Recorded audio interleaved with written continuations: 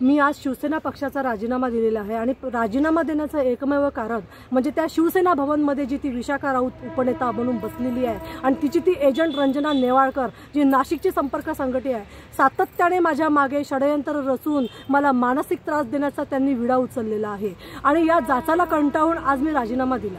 मागे पण 2 महिन्याआधी जेव्हा ते स्त्री संवाद यात्रा इथे त्या विदर्भामध्ये त्या घेऊन आलेल्या होत्या, ती स्त्री संवाद यात्रा नव्हती तर स्त्री वसुली यात्रा होती। अनेक महिलांच्या घरी जाऊन मटणावर ताव मारणे, वस्तू घेणे आणि महाप्रसादासारखे पद वाटप सुचण्याचा विडा त्यांनी उचलला होता।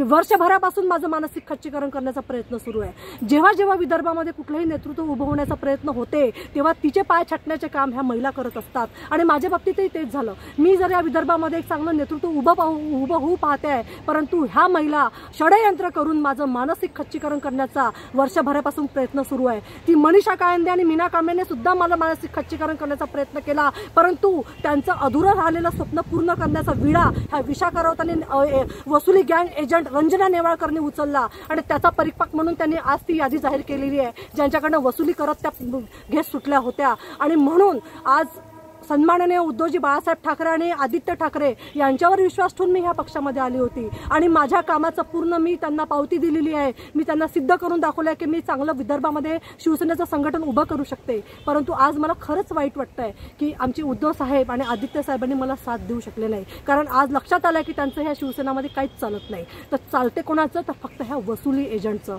आणि या पद्धतीचं कार्य प्रणाली माझी नाही आहे। मी वसुली एजंटचं काम करू शकत नाही आणि ज्या वेळेला एखादी महिला उभी होते तेव्हा फक्त आणि आरोप आणि प्रत्यारोप करायचे, तिचं मानसिक खच्चीकरण करून तिला साईडला कसं करायचं हे कार्य ह्या शिवसेनेमध्ये होतं आणि ह्या जाचाला कंटाळून मी आज राजीनामा दिलेला आहे। मी आज खरंच इथून आवाहन करू इच्छिते की ज्या वेळेला आपण आपल्यामध्ये जर ती बुद्धिमत्ता आणि कौशल्य असतं आणि मराठी माणसाच्या पाठी उभं राहण्याचा आपण प्रयत्न करतो, परंतु हा मराठी माणूसच मराठी माणसाचा घात करतो आणि ही गोष्ट मी कायमस्वरूपी लक्षात ठेवेल आणि ह्यामुळे मी आज माझ्या पक्षाचा पदाचा राजीनामा दिलेला आहे।